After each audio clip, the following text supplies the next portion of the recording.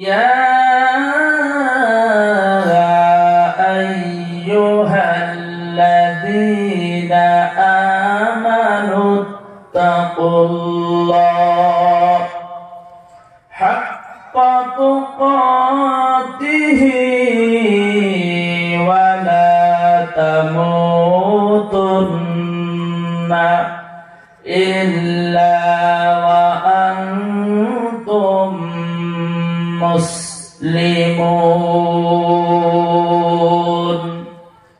وقال النبي صلى الله عليه وسلم عن ابن مسعود رضي الله تعالى عنه قال قال النبي صلى الله عليه وسلم أي العمل أحب إلى الله قال الصلاة على وقتها قلت ثم أي قال بر الوالدين أو كما قال عليه الصلاة والسلام. وقال النبي صلى الله عليه وسلم السخي قريب من الله وقريب من الجنة وقريب من الناس وبعيد من النار أو كما قال عليه الصلاة والسلام. وقال النبي صلى الله عليه وسلم أفضل الذكر لا إله إلا الله لا إله إلا الله لا إله إلا الله لا إله إلا الله أرسل لا إله إلا الله لا إله إلا الله زور زور لا إله إلا الله لا إله إلا الله لا إله إلا الله মুহাম্মাদুর রাসূলুল্লাহ। সকলেই বলুন সাল্লাল্লাহু আলাইহি ওয়াসাল্লাম। আজকের এই মিফতাহুল জান্নাত মাদ্রাসার 17তম বার্ষিক দ্বীনি ওয়াজ মাহফিলের সুনামধন্য সম্মানিত আমার মুরব্বী মাননীয় সভাপতি সাহেব, আজকের এই পবিত্র ধর্মসভায় আমার আগে যিনি বক্তব্য দিলেন, সলিলিত কণ্ঠ মধুর সুরে আপনাদের সম্মুখে পবিত্র কোরআন এবং হাদিস থেকে আলোচনা করেছেন, ডিস্ট্রিক্ট বরপেটা বাহারুল উলুম মাদ্রাসা খন্দকার পাড়ার শিক্ষক আমার বড় ভাই হযরতুল আল্লাম হযরত মাওলানা মুফতি আফসার আলী আল কাসিমি সাহেব দামাত বারাকাতুহুমুল আলিয়া, আর অন্যান্য উলামায়ে কেরামগণ হয়তো বক্তব্য দিয়েছেন, যেনারা কথা বলেছেন, আমরা যেনারা বসে বসে শুনেছি, উভয় পক্ষকে আল্লাহ তাআলা শোনা অনুপাতে আমল করার জন্য তৌফিক দান করুক, বলুন আমিন। স্টেজে বসে থাকা আকাশের তারকা সদৃশ জাতির মাথার মুকুট ওয়ারাসাতুল আম্বিয়া হযরত উলামায়ে কেরাম, বুজুর্গানে দ্বীন, এই অঞ্চলের গণ্যমান্য আমার আব্বাজানের বয়সের, দাদার বয়সের সম্মানিত মুরব্বিয়ানে কেরাম, সমবয়স্ক বন্ধুগণ, যুবক বন্ধুগণ, শিক্ষিত সমাজ, নজওয়ান বন্ধুগণ, বিভিন্ন স্কুল কলেজ তথা মাদ্রাসার ছাত্র বন্ধু সকল, ছোট ছোট ছেলেরা, পর্দার আড়ালে বসে থাকা আমার অতি আদরের সম্মানিতা মা এবং বোনেরা, আমি আবারও সালাম দিলাম, আসসালামু আলাইকুম ওয়া রাহমাতুল্লাহি ওয়া বারাকাতুহু।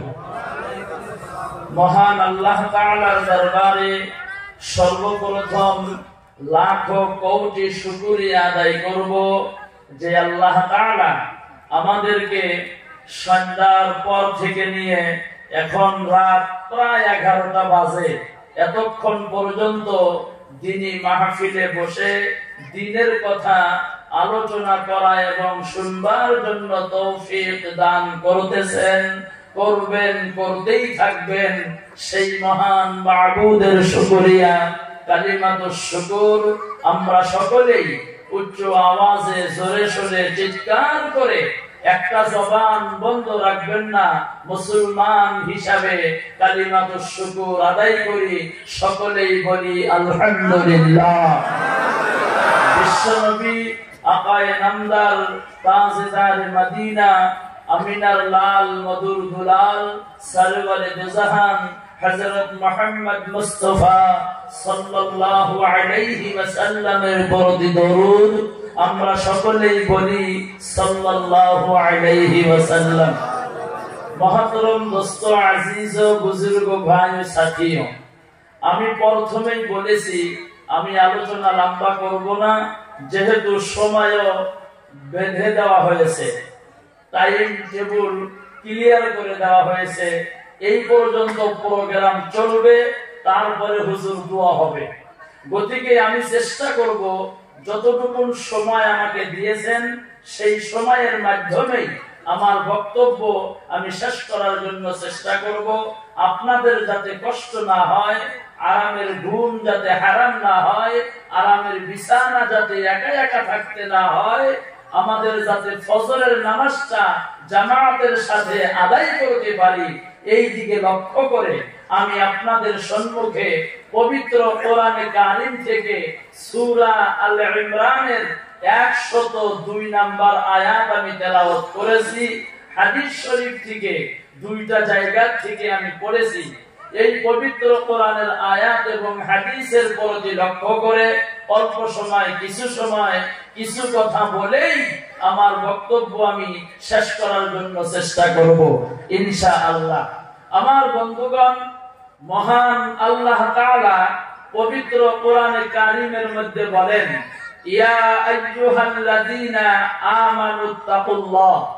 আল্লাহ বলেন, হে ঈমানদারগণ, বিশ্বাসী বান্দাগণ, ঈমান যারা গ্রহণ করেছে, আল্লাহ তাদেরকে ডাক দিয়া বলেন, ইত্তাকুল্লাহ, আমি আল্লাহকে ভয় করো। জোরে বলুন সুবহানাল্লাহ। কাকে ভয় করো? আরো আস্তে বলুন, আরো জোরে বলুন।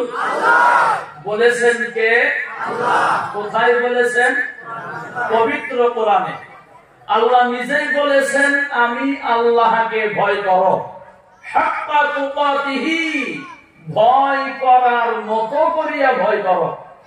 ওয়ালা তামুতুন্না, তোমরা মৃত্যুবরণ করিও না, তোমরা মরিও না, তোমরা ইন্তেকাল হইও না, ইল্লা ওয়া আনতুম মুসলিমুন, যতক্ষণ পর্যন্ত প্রকৃত মুমিন হইতে না পারো। আরো জোরে বলেন সুবহানাল্লাহ। আমার বন্ধুগণ, হাদিস শরীফ তেলাওয়াত করেছি। আব্দুল্লাহ ইবনে মাসউদ রাদিয়াল্লাহু তাআলা আনহু হইতে বর্ণিত, আল্লাহর নবী সাল্লাল্লাহু আলাইহি ওয়াসাল্লাম বলেছেন, বিশ্ব নবীকে প্রশ্ন করা হলো, আইয়ুল আমালি আহাব্বু ইলাল্লাহ, নবী গো, আল্লাহর কাছে সবথেকে মহব্বতের আমল কোনটা? আল্লাহর নবী বললেন, আসসালাতু আলা ওয়াকতিহা, সময় মতো নামাজ আদায় করা। জোরে বলা যাবে কি সুবহানাল্লাহ? বলতো সুম্মা আইয়ু, হুজুর আমরা তো বুঝেছি আল্লাহর কাছে সব থেকে মহাব্বতের আমলটা হইল সময় মতো নামাজ আদায় করা, এটা তো বুঝলাম। বলতো সুম্মা আইয়ু, তারপর কোনটা? আল্লাহ নবী বললেন বিররুল ওয়ালিদাইন, মা বাবার সাথে ভালো ব্যবহার করা। আরো জোরে বলুন সুবহানাল্লাহ। দ্বিতীয় নম্বর হাদিস, আল্লাহ নবী সাল্লাল্লাহু আলাইহি ওয়াসাল্লাম বলেন আস-সাখিয়্যু করিবুম মিনাল্লাহ, অবশ্যই যারা দানকারী তেনারা আল্লাহর রহমতের নিকটে থাকবে। জোরে বলুন সুবহানাল্লাহ। আরো লম্বা ওদিকে গেলাম না। এই হলো পবিত্র কোরআন এবং হাদিসের সংক্ষিপ্ত তরজমা। আসেন এবার 1 ঘন্টা সময় আলোচনা করি। 1 ঘন্টা সময় দিবেন আপনারা আমাকে? এবার জোরে বলেন দিবেন? 1.5 ঘন্টা যদি বলি, 2 ঘন্টা যদি বলি, 3 ঘন্টা যদি বলি, 4 ঘন্টা যদি বলি, সারা রাত যদি বলি, নারায়ে তাকবীর। কেউ যেটা জানে না সেইটা জানেন কে? আমি আপনি যেটা জানি না সেটাও জানেন কে? আরো জোরে বলুন, আরো চিল্লাইয়া বলেন।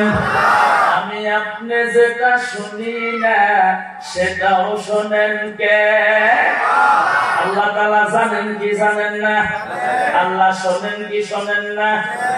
রাত্রি বেলায় আমি কি করি আল্লাহ দেখেন কি দেখেন না? কার বাগানের সুপারি চুরি করি আল্লাহ দেখেন কি দেখেন না? কার বাড়িতে যাইয়া আমি খারাপ করতেছি আল্লাহ জানেন কি জানেন না? অন্ধকার রাত্রে আমি কয় গ্লাস খাই আল্লাহ দেখেন কি দেখেন না? তীরের টিকিট আমি কাটি আল্লাহ দেখেন কি দেখেন না? এবার জোরে বলুন, আরো জোরে বলেন। আল্লাহ সমস্ত কিছু দেখে। জোরে বলেন সুবহানাল্লাহ।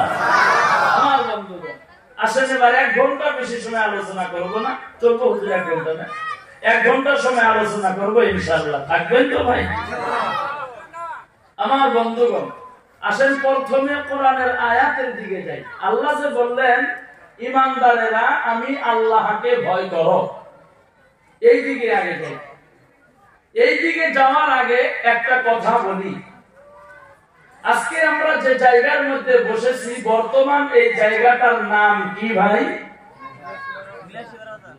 এটা তো আমিও জানি যে বিলাসীপাড়া বাজার। রিয়াজুল জান্নাহ, জোরে বলুন সুবহানাল্লাহ। অর্থাৎ জান্নাতের একটি টুকরা, জান্নাতের একটি অংশ। আরো জোরে বলেন সুবহানাল্লাহ। আমরা দুনিয়ার মধ্যে জান্নাতের ভিতরে বসার সুযোগ পেলাম, তাতে আমরা খুশি না বেজার? আরো জোরে বলুন খুশি। কিন্তু এই জান্নাতের ভিতরে মানুষ আসতে চায় না। কেন? গলা ভাঙে নাই? ওই গলা ভেঙে গেছে গা, ও বোঝে আমার গলার খবর। আসতে চায় না। আসতে চায় কি ভাই? আসতে চায় না। কে? মানুষের কাছে কোরআন হাদিস ভালো লাগে না। এখানে খারাপ পাবেন না, ক্ষমা চেয়ে নিলাম, গোলপাড়া থেকে আসছি তো তার জন্য আগেই মাপ চাইলাম। এখানে যদি ধর্মসভা না দিয়া খারাপের গান দেওয়া যাইত, মানুষ ভাই কল্পনা বেশি হইতো, খারাপ থেকে দেখতো, বৃষ্টি নামে তাও বৈশা বৈশা থাকতো, বেদর হয়ে গেছে, প্যাক হয়ে গেছে, পায়ে গাও হয়ে গেছে গা, তাও দেখবেন ঢেউ বাইরে হয়ে দেখতো। কে রাইছে কথা বলেন? আরো জোরে বলেন। কিন্তু কোরআন হাদিসের মাহফিলে মানুষ আসতে চায় না। আজকে কত সুন্দর প্যান্ডেল, আগামীকাল থাকবে ভাই? কথা বলবেন, থাকবে? এত স্টেজ থাকবে, মাইক থাকবে, লাইট থাকবে, বক্স থাকবে, হরেন থাকবে, বসার জায়গা থাকবো না। কিন্তু আমার বন্ধুগণ, একটা জামানা ছিল, একটা সময় ছিল, যে সময়ের মধ্যে, যে জামানার মধ্যে একটু অ্যাটেনশন দিবেন প্লিজ, মনোযোগ দিবেন। একটা সময়, একটা জামানা ছিল, যেই জামানার মধ্যে বন্ধুগণ বসার জায়গা ছিল না, লাইটের ব্যবস্থা ছিল না, প্যান্ডেলের ব্যবস্থা ছিল না, সাইডে বেড়ার ব্যবস্থা ছিল না, স্টেজের ব্যবস্থা ছিল না, হরেনের ব্যবস্থা ছিল না, বক্সের ব্যবস্থা ছিল না, স্পিকারের ব্যবস্থা ছিল না, মোবাইলের ব্যবস্থা ছিল না। আমার বন্ধুগণ, ওই সময়ের মধ্যে আল্লাহর একজন বান্দা পবিত্র কোরআন এবং হাদিস থেকে আলোচনা করতেছেন। ওই একজন ব্যক্তির পবিত্র কোরআন এবং হাদিসের আলোচনা শুনবার জন্য কিতাবের মধ্যে লিখতেছেন 40,000 বাতিওয়ালা মানুষ ওই জায়গার মধ্যে উপস্থিত হয়ে গেছে। জোরে বলুন সুবহানাল্লাহ। কত হাজার বাতিওয়ালা মানুষ? 40,000 বাতিওয়ালা মানুষ। এবার আসেন, অন্ধকার রাত্রে যদি আপনি মোবাইলের লাইট জ্বালাইয়া যান, মোবাইলের টর্চ জ্বালাইলেন, একটা মোবাইলের লাইটের সাথে 2 জন 3 জন 4 জন 5 জন ব্যক্তি যাওয়া যায় কি যায় না? তাহলে 40,000 যদি বাতি হয়, একটা বাতির সাথে যদি 2 জন মানুষ থাকে, কতজন লোক? একটা বাতির সাথে যদি 3 জন লোক থাকে, কতজন মানুষ? একটা বাতির সাথে যদি 4 জন লোক থাকে, কতজন মানুষ? 1,60,000 মানুষ। ধরে নেন একটা বাতির সাথে 4 জন করে লোক আছে, তাহলে 1,60,000 মানুষে একজন ব্যক্তি পবিত্র কোরআন হাদিস থেকে আলোচনা করতেছেন, আলোচনা শোনার জন্য উপস্থিত হয়ে গেছে। এবার ভালো করে বুঝে জবাব দিবেন, যে জায়গার মধ্যে স্পিকার নাই, বক্সের ব্যবস্থা নাই, হরেন নাই, আমার বন্ধুগণ ডিএসএলআর ক্যামেরা নাই, আমার ভাইয়েরা বসার জায়গা নেই, প্যান্ডেলের ব্যবস্থা নেই, লাইটের ব্যবস্থা নেই, বাল্বের ব্যবস্থা নেই, সাইড দিয়ে তাম্বুর ব্যবস্থা নেই। আমার বন্ধুগণ, একজন ব্যক্তি আলোচনা করে, এবার আপনার বিবেকটা খাটাইয়া জবাব দেন, 1,60,000 মানুষে একজন ব্যক্তির আলোচনা শোনাটা কি সম্ভব? কথা বলেন, অসম্ভব, ইম্পসিবল, শুনতে পারবেন না। বলবেন তাহলে শুনলেন কিভাবে? মাঝে মধ্যে মোকাব্বির বানায়া দিছে। কি বানায়া দিছে? বাইরে ক্লাস কি বানায়া দিছে? মোকাব্বির বানায়া দিছে। মনে রাখবেন, মোকাব্বির কাদেরকে বলা হয়? আমরা ছোটবেলায় দেখেছি, জানাজার নামাজে নাইবা ঈদের নামাজে যদি মানুষের সংখ্যা বেশি হতো, তাহলে ওই জানাজার নামাজে, ঈদের নামাজে ইমাম সাহেব যখন আল্লাহু আকবার বলিয়া নিয়াত বান্ধিতেন, ইমাম সাহেবের লগে লগে 1 কাতার 2 কাতার পরে পরে আরো একজন ব্যক্তি আল্লাহু আকবার বলে। কথা বলেন, বলে না? বলে না? তাদেরকে মোকাব্বির বলা হয়।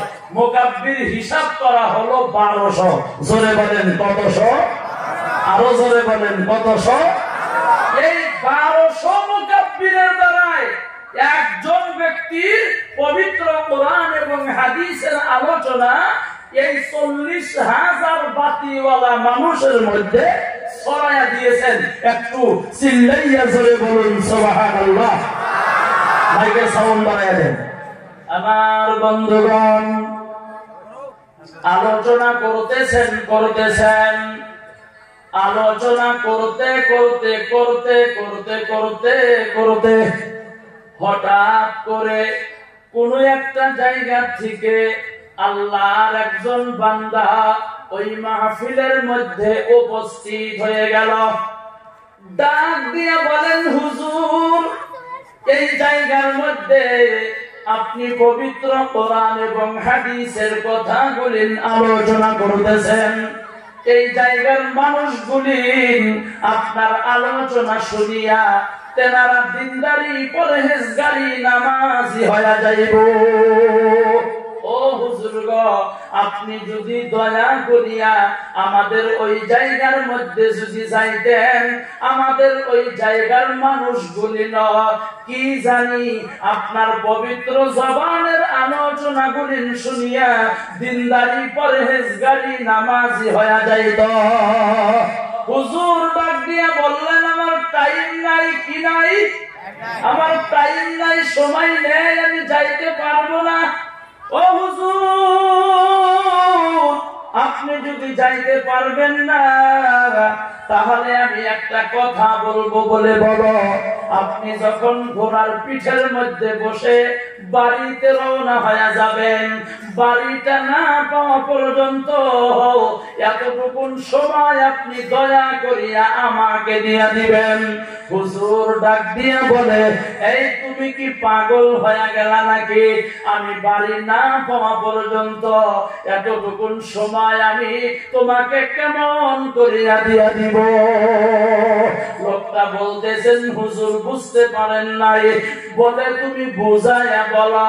এবার ওই লোকটা বলে, হুজুর আপনি যখন ঘোড়ার পিঠের মধ্যে বসিয়া বাড়ির দিকে রওনা হয়ে যাবেন, বাড়িটা না পাওয়া পর্যন্ত আপনি ঘোড়ার পিঠের মধ্যে বসে বসে বসে বসে আপনি পবিত্র কোরআন এবং হাদিসের কথা আলোচনা করবেন আর যাবেন। আমি আপনার পিছনে পিছনে দৌড়াইয়া দৌড়াইয়া যাব আর আপনার পবিত্র জবানের আলোচনা গুলেন শুনব। সুবহানাল্লাহ। বাচ্চা লাগবেন, এনে খালি পয়সা পয়সা জমা করেন। বাচ্চা হওয়ার টাইমে খালি সুবহানাল্লাহ সুবহানাল্লাহ কইবেন। একটু চিল্লাইয়া জোরে বলেন সুবহানাল্লাহ। এই যে জোরে সুবহানাল্লাহ বলেছেন, ক্ষতি হয়েছে আপনাদের? লাভ না লোকসান? অল্প না বেশি? একটু দেখা দেই, দেখবেন। আমার বন্ধুগণ, আল্লাহর নবী বললেন, এই পৃথিবীর জমিনের মধ্যে যে যত বেশি সুবহানাল্লাহ বলবে, কঠিন কিয়ামতের দিন মুসিবতের সময় আল্লাহ তাআলা ওই ব্যক্তির নেকির পাল্লাটা ভারী করিয়া দিব। বন্ধুগণ আমার, দ্বিতীয় নাম্বার হাদিসটা শুনে নেন। আল্লাহর নবী বললেন, সুবহানাল্লাহি মা বাইনাস সামাই ওয়াল আরদ। বিশ্বনবী জানায়া দিল, এই পৃথিবীর জমিনের মধ্যে যদি কেউ একবার সুবহানাল্লাহ বলে, জোরে বলেন কতবার? একবার যদি সুবহানাল্লাহ বলেন, আসমান থেকে নিয়ে জমিন পর্যন্ত, জমিন থেকে নিয়ে আসমান পর্যন্ত যতটুকু খালি জায়গা আছে গো, আল্লাহ তাআলা ওই ব্যক্তির নামে আমলের মধ্যে নেকি লেখিয়া ভরপুর করিয়া দিব। তৃতীয় নম্বর হাদিসটা শুনে নেন। আল্লাহর নবী বলেন, সুবহানাল্লাহি ওয়া বিহামদিহি সুবহানাল্লাহিল আযীম। এই কালিমাটা আপনারা জানেন কি জানেন না? জোরে বলেন। আমরা সকলেই জানি, ছোটবেলায় যখন আমরা মক্তবে পড়েছি, সুবাহি মক্তবে, আমাদের যেনারা শিক্ষা গুরু ছিল, আমাদের যেনারা ওস্তাদ ছিল, আমাদেরকে এই কালিমাটা একটা স্টাইলে শিক্ষা দিত। দুইটি কালিমা, জবানে হালকা মিজানে ভারী। এক নম্বরে হলো সুবহানাল্লাহি ওয়া বিহামদিহি, দ্বিতীয় নম্বরে হলো সুবহানাল্লাহিল আযীম। জোরে বলেন, মনে আছে কি নাই? এই বন্ধুগণ আমার, আল্লাহর নবী জানাইয়া দিল, এই কালিমাটা যদি কেউ এই দুনিয়ার জমিনের মধ্যে একবার উচ্চারণ করে, আল্লাহ তাআলা আল্লাহর কুদরতি হাতের দ্বারা ওই ব্যক্তির জান্নাতের মধ্যে একটা খেজুর গাছ লাগাইয়া দিব। আমার দুনিয়াটা যখন গায়েব হয়ে যাইব, দুনিয়াটা পানি আর পানি হয়ে যাইব বন্ধু, হাসরের মাঠ যেদিন কায়েম হবে, আল্লাহ রাব্বুল আলামিন যেই দিন আমার আপনার হিসাব নেওয়া আরম্ভ করিয়া দিব, যারা জান্নাতি আল্লাহ তাদেরকে জান্নাতের মধ্যে পাঠাইয়া দিবেন বন্ধু, আর যারা জাহান্নামী আল্লাহ তাদেরকে জাহান্নামের মধ্যে পাঠাইয়া দিবেন। আমার বন্ধুগণ, এবার যারা জান্নাতি, কিছু সংখ্যক জান্নাতীরা দেখবেন আমিও জান্নাতি, আমার সঙ্গে অমুকও জান্নাতি, কিন্তু আমার জান্নাতের মধ্যে লক্ষ লক্ষ খেজুর গাছ দেখি, অমুকের জান্নাতের মধ্যে কেন একটা খেজুর গাছ নাই? খেজুর গাছওয়ালা জান্নাতি আল্লাহ রাব্বুল আলামিনের সঙ্গে কথা বলবেন, নারায়ে তাকবীর। খেজুর গাছওয়ালা জান্নাতি আল্লাহকে ডাক দিয়ে বলবেন, মাবুদ,